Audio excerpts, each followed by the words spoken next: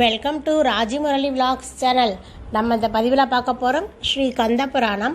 அதில் அடுத்தது 92வது தலைப்பு கங்கையை தாங்கிய கங்காதரன். அதை பற்றி சொல்ல போகிறேன். இதுக்கு முன்னாடி 91 பதிவுகள் போட்டிருக்கேன். பார்க்காதவங்க நம்ம பிளேலிஸ்ட்டில் முதலேருந்து பாருங்கள், மற்ற பதிவுகளையும் பாருங்கள். கங்கையை தாங்கிய கங்காதரன். ஒரு சமயம் ஈசனும் தேவியும் கைலாயத்தில் உள்ள சோலை ஒன்றில் அமர்ந்து பேசிக் கொண்டிருந்தனர். அப்போது தேவி விளையாட்டாக இறைவனுடைய பின்புறமாக வந்து அவருடைய இரு கண்களையும் தம்முடைய திருக்கரங்களால் மூடினாள்.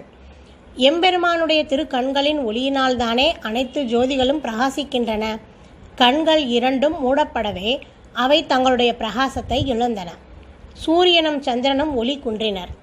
எங்கும் இருள் பரவியது. சகல லோகங்களிலும் உள்ள உயிர்கள் ஒளியின்றி தவித்தன. அதை கண்ட சிவபெருமான் தடுமாறும் உயிர்களுக்கு அருள் செய்ய தம்முடைய நெற்றிக்கண்ணை திறந்து எங்கும் பரவியிருந்த இருளை போக்கினார். இறைவன் நெற்றிக்கண்ணிலிருந்து வெளிப்பட்ட ஒளியினால் சூரிய சந்திரர்கள் பிரகாசத்தை அடைந்தனர். ஈசன் நெற்றிக்கண்ணை திறந்ததும் தேவி நடுநடுங்கி தம்முடைய கைகளை எடுத்துவிட்டாள். அவளுடைய விரல்கள் 10 இருந்தும் பயம் காரணமாக வியர்வை துளிர்த்தது. தேவி தன்னுடைய கரங்களை உதறினாள். வியர்வை 10 கங்கைகளாகி பெருகி ஓடத் தொடங்கியது.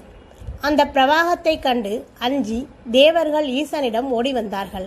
பிரபோ, மகேஸ்வரா, கங்கையின் பெருக்கிலிருந்து எங்களை காப்பாற்றுங்கள் என்று சரண் புகுந்தார்கள். சகல லோகங்களையும் ஆழ்த்தி விடுவது போல பெருகிய கங்கையை எம்பெருமான் தம்முடைய திருக்கரத்தில் எடுத்து ஜடாபாரத்தினுள்ளே விட்டார். அதன் பெருக்கு அடங்கி சிறு துளிகளாகி விட்டது. ஈசன் தேவர்களுக்கு அது தோன்றிய விதத்தை கூறினார். அதை கேட்டு மெய்சிலிர்த்து, எம்பெருமானே, உம்முடைய அருள் சக்தியான உமாதேவியின் திருக்கரத்தில் இருந்து தோன்றினதாலும் தங்களுடைய ஜடாபாரத்தில் தங்கியிருப்பதாலும் கங்கை மிகவும் புனிதமாக ஆகிறது. அந்த புனித தீர்த்தத்தை நாங்கள் எங்கள் பட்டணங்களுக்கும் எடுத்துச் செல்ல ஆசைப்படுகிறோம் என்று பிரார்த்தித்தார்கள். சிவபெருமான் தம்முடைய ஜடாபாரத்தின் உள்ளே தங்கியிருந்த கங்கையை சிறிது அள்ளி அவர்களுக்கு கொடுத்தார். மூவரும் பக்தியுடன் அதை பெற்று தங்களுடைய நகரங்களுக்கு கொண்டு சென்றனர். சகரர்கள் நற்கதி அடையும் பொருட்டு பகீரதன் கங்கையை பூ உலகிற்கு கொண்டு வர பாடுபட்டான். இறைவன் திருவருளால் அவன் கொண்டு வந்தது பிரம்மனிடமிருந்த கங்கையே. கங்காதேவி விண்ணுலகிலிருந்து பூமிக்கு வரும்போது தன்னுடைய பிரவாகத்தை தாங்கக்கூடியவர்கள் யாரும் இல்லை என்ற கர்வத்தோடு பெருகி வந்தாள்.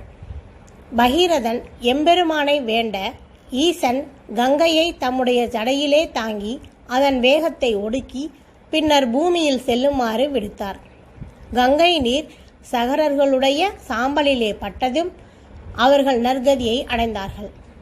ஈசன் கங்கையை ஜடையிலே தாங்கியிருப்பது பெண்ணாகிய அவளிடம் கொண்ட மோகம் காரணமாக அல்ல, உலகங்கள் அழிந்து போகா வண்ணம் காக்கவே அவர் கங்கையை சடையிலே தாங்கியிருக்கிறார். ஓகே ஃப்ரெண்ட்ஸ், இந்த பதிவு பிடிச்சிருந்தா லைக் பண்ணுங்கள், கமெண்ட் பண்ணுங்கள்.